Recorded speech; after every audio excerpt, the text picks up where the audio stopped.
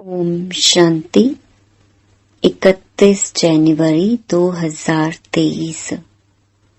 बाबा की महावाक्य। मीठे बच्चे, तुम हो मोस्ट लकी बच्चे, क्योंकि तुम्हारे सम्मुख स्वयं बाप है। वह तुम्हें सुना रहे हैं। प्रश्न: भक्ति मार्ग का कौन सा संस्कार अभी तुम बच्चों में नहीं हो सकता? क्यों? उत्तर: भक्ति मार्ग में जिस भी देवी या देवता के पास जाएंगे, उससे कुछ न कुछ मांगते ही रहेंगे। किसी से धन मांगेंगे, किसी से पुत्र मांगेंगे। यह मांगने के संस्कार अभी तुम बच्चों में नहीं हो सकते, क्योंकि बाप ने संगम पर तुम्हें कामधेनु बनाया है। तुम बाप समान सबकी मनोकामनाएं पूर्ण करने वाले हो। तुम स्वयं के प्रति कोई आशा नहीं रख सकते। तुम जानते हो, फल देने वाला एक ही दाता बाप है, जिसे याद करने से सब प्राप्तियां हो जाती हैं।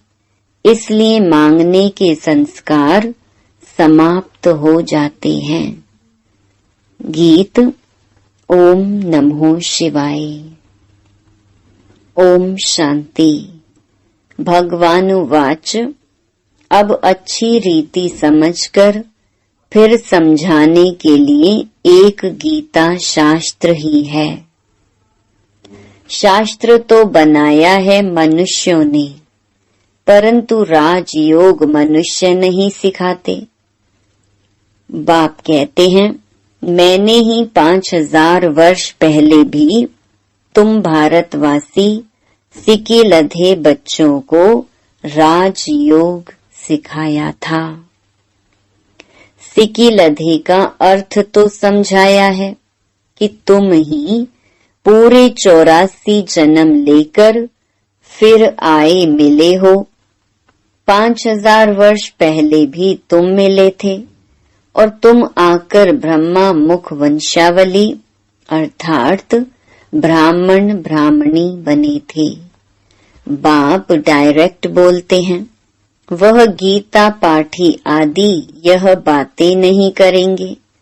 बाप डायरेक्ट समझाकर गए थे, फिर भक्ति मार्ग से शास्त्र बनाते हैं।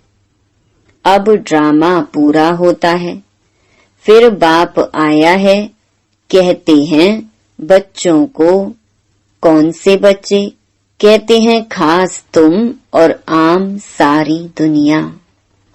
तुम अभी सम्मुख हो। तुमको बैठ बाबा ने अपना परिचय दिया है। यह राजयोग तुमको और कोई सिखला न सके।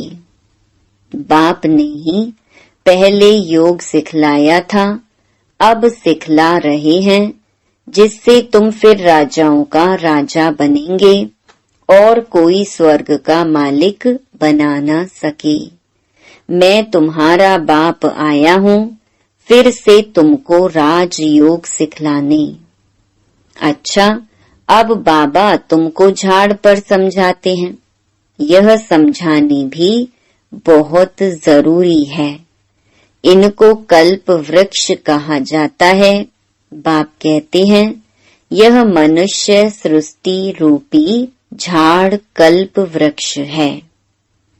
वह गीता सुनाने वाले कहेंगे, भगवान ने यह कहा था, और तुम कहेंगे, भगवान कह रहा है। यह है मनुष्य सृष्टि का झाड़। इसमें कोई फल फ्रूट आम आदि नहीं है। उस फल फ्रूट का झाड़ जो होता है, उनका बीज नीचे, झाड़ ऊपर में होता है। इनका बीज ऊपर और झाड़ नीचे है। कहते भी हैं, ईश्वर ने हमको पैदा किया है, अर्थात बाप ने बच्चे दिए हैं, बाप ने धन दिया है। बाबा, आप हमारे सब दुख दूर करो। बाबा बाबा कहते रहते हैं। लक्ष्मी नारायण के आगे जाते हैं, उनसे भी मांगते हैं, महालक्ष्मी हमको धन दो। यह सब मांगने के संस्कार हैं। जगत अम्बा से कोई पुत्र मांगेंगे तो कोई कहेंगे हमारी बीमारी दूर करो। लक्ष्मी के आगे ऐसी आशाएं नहीं रखेंगे, उनसे सिर्फ धन मांगते हैं। यह तो तुम जानते हो, जगत अम्बा सो लक्ष्मी, सो फिर 84 जन्मों का चक्कर लगाकर फिर जगत अम्बा बनती है।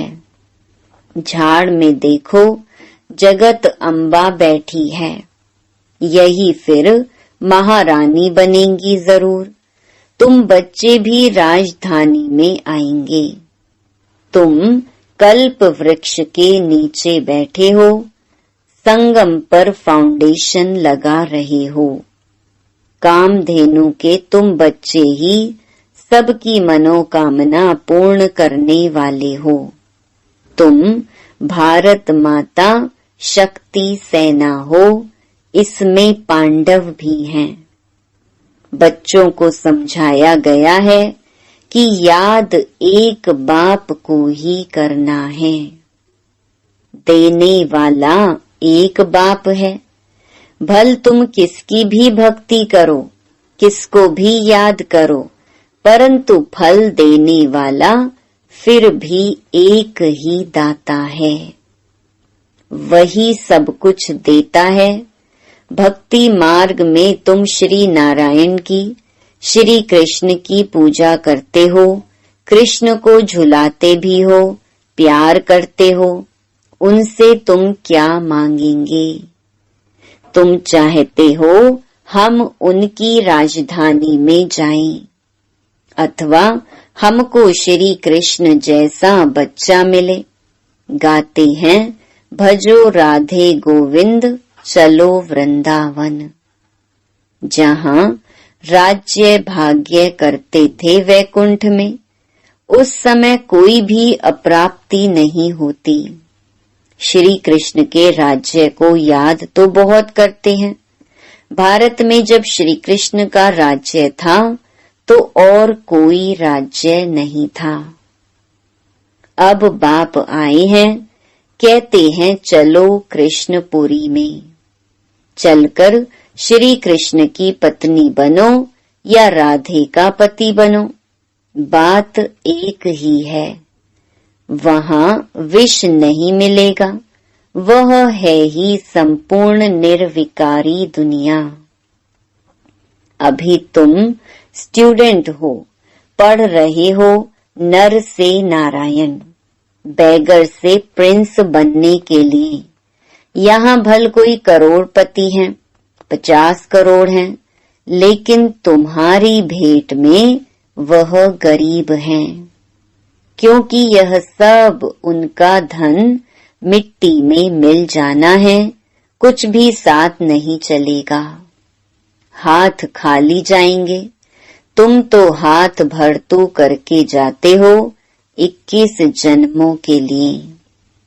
अभी तुम राजयोग सीख रहे हो, फिर सतयुग में आकर राज्य करेंगे। तुम पुनर्जन्म लेते वर्णों में आते रहते हो। सतयुग में है 16 कला, त्रेता में है 14 कला। फिर भक्ति मार्ग शुरू होता है।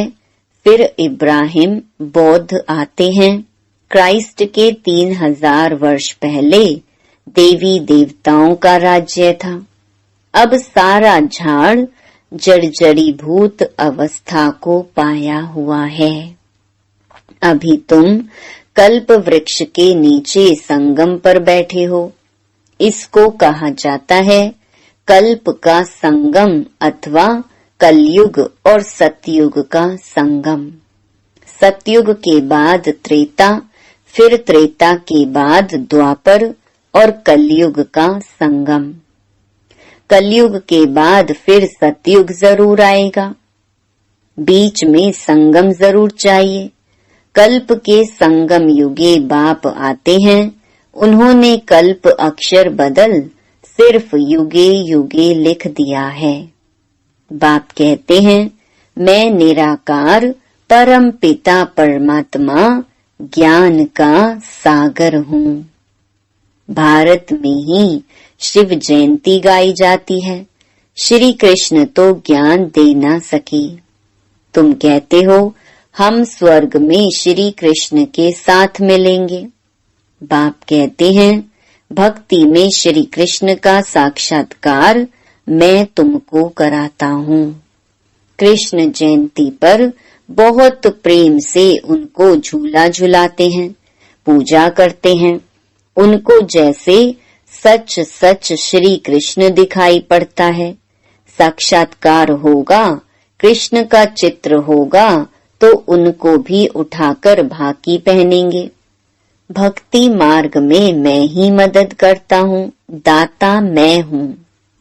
लक्ष्मी की पूजा करते हैं। अब वह तो है ही पत्थर की मूर्ति। वह क्या देगी? देना फिर भी मुझे ही पड़ता है। साक्षात्कार भी मैं ही कराता हूँ। यह भी ड्रामा में नूंद है। जैसे कहते हैं, परमपिता परमात्मा के हुक्म से पत्ता पत्ता हिलता है, क्योंकि वह समझते हैं पत्ते पत्ते में परमात्मा है। क्या परमात्मा बैठ पत्ते को हुक्म करेगा क्या? यह तो ड्रामा बना हुआ है। अभी तुम जैसी एक्ट कर रहे हो, वह कल्प के बाद भी तुम ऐसे ही करेंगे। जो कुछ शूटिंग में शूट हुआ वही चलेगा। उसमें कुछ फर्क नहीं पड़ सकता। ड्रामा को भी अच्छी रीति समझना है। बाप समझाते हैं, बेहद का सुख कल्प कल्प भारत को ही मिलता है।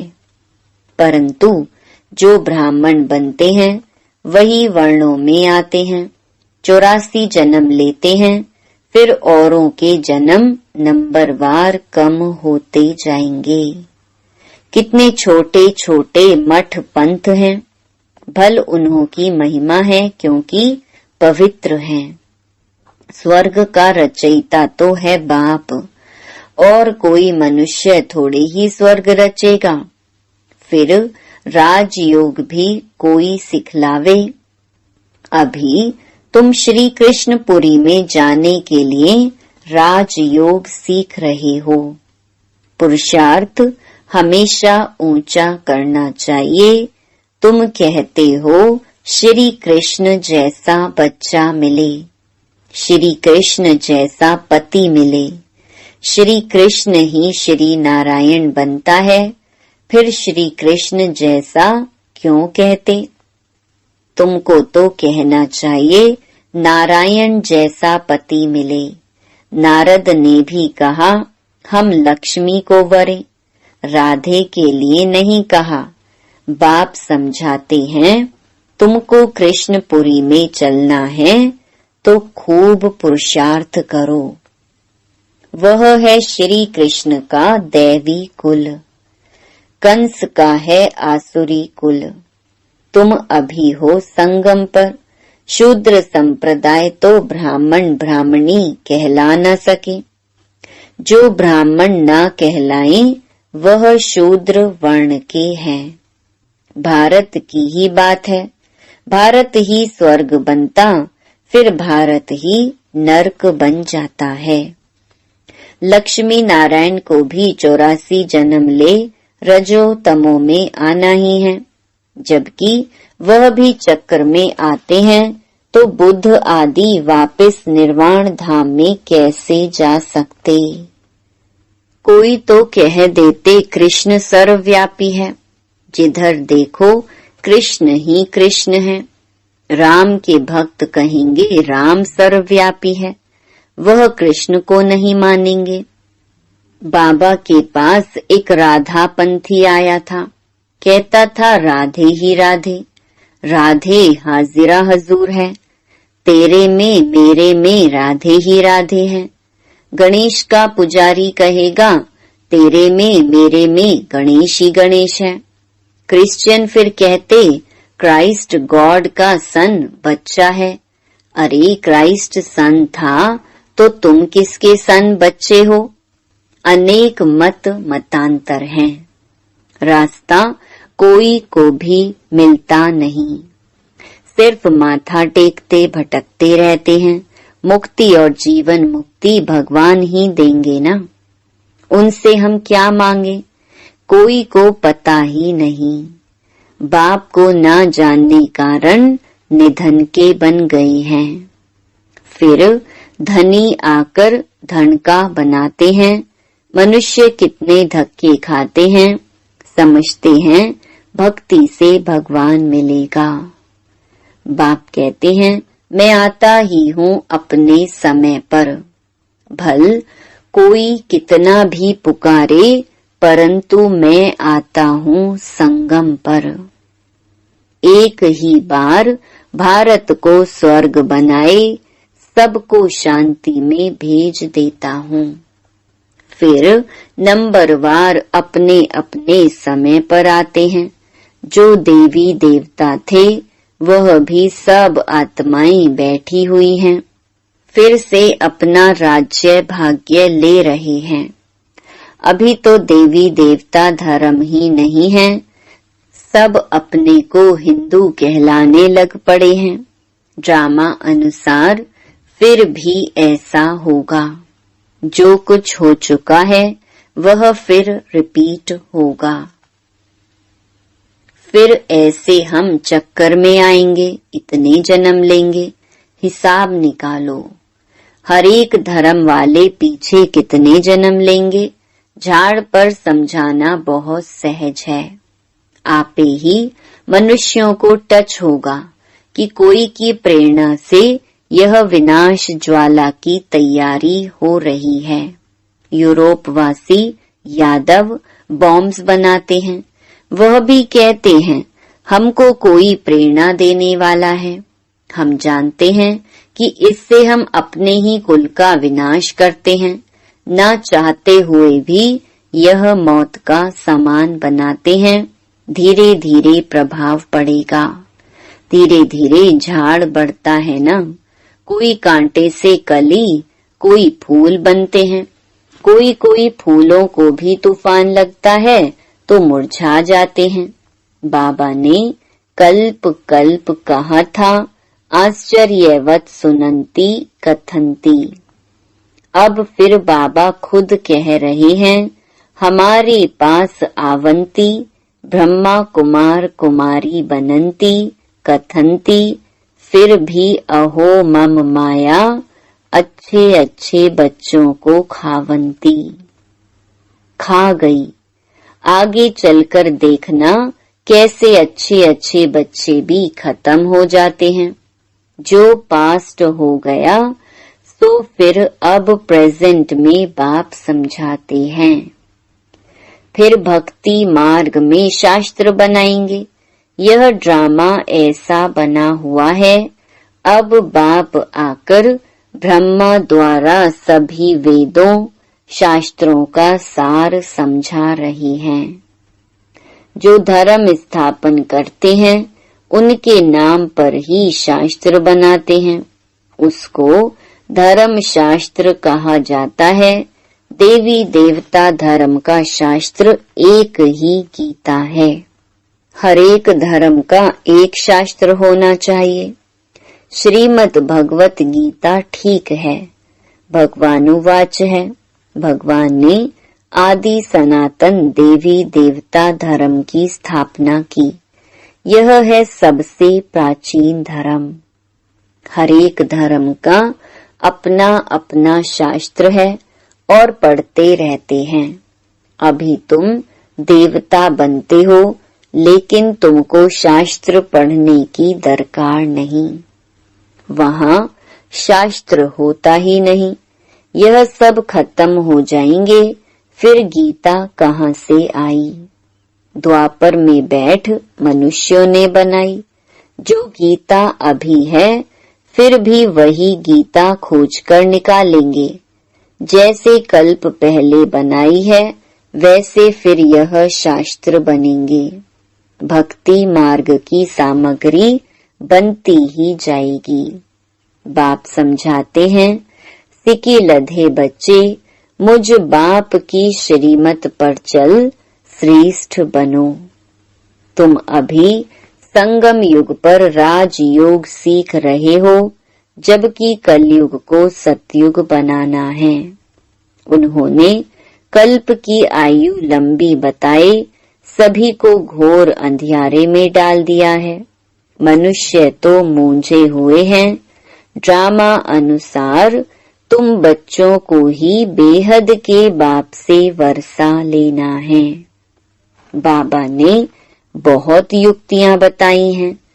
सिर्फ बाबा को याद करो, चार्ट रखो। भोजन बनाने समय भी याद करो। भोजन बनाने समय पति बच्चा याद पड़ता है तो शिव बाबा क्यों नहीं पढ़ सकता? यह तुम्हारा काम है। बाबा बुद्धि की सीढ़ी देते हैं, फिर चढ़ो न चढ़ो, यह है तुम्हारा काम।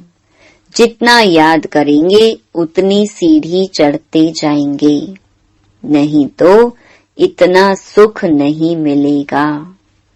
अच्छा, मीठे मीठे सिकी लधे अर्थात 5000 वर्ष के बाद फिर आए मिले हुए बच्चों को नंबरवार पुरुषार्थ अनुसार मात पिता बाप दादा का याद प्यार और गुड मॉर्निंग। मीठे मीठे रूहानी बाप का रूहानी बच्चों को नमस्ते। धारणा के लिए मुख्य सार। पहला, कृष्णपुरी में चलने के लिए पुरुषार्थ बहुत अच्छा करना है। शूद्रपन के संस्कारों को परिवर्तन कर पक्का ब्राह्मण बनना है। दूसरा, बुद्धि बल से याद की सीढ़ी पर चढ़ना है। सीढ़ी चढ़ने से ही अपार सुख का अनुभव होगा। वरदान, अटेंशन और चेकिंग की विधि द्वारा व्यर्थ के खाते को समाप्त करने वाले मास्टर सर्वशक्तिमान भव। ब्राह्मण जीवन में व्यर्थ संकल्प, व्यर्थ बोल, व्यर्थ कर्म, बहुत समय व्यर्थ गंवा देते हैं। जितनी कमाई करने चाहो उतनी नहीं कर सकते। व्यर्थ का खाता समर्थ बनने नहीं देता। इसलिए सदा इस स्मृति में रहो कि मैं मास्टर सर्वशक्तिमान हूँ। शक्ति है तो जो चाहे वो कर सकते हैं। सिर्फ बार बार अटेंशन दो। जैसे क्लास के समय व अमृत वेले की याद के समय अटेंशन देते हो, ऐसे बीच बीच में भी अटेंशन और चेकिंग की विधि अपना लो तो व्यर्थ का खाता समाप्त हो जाएगा। स्लोगन, राज ऋषि बनना है तो ब्राह्मण आत्माओं की दुआओं से अपनी स्थिति को निर्विघ्न बनाओ। ओम शांति।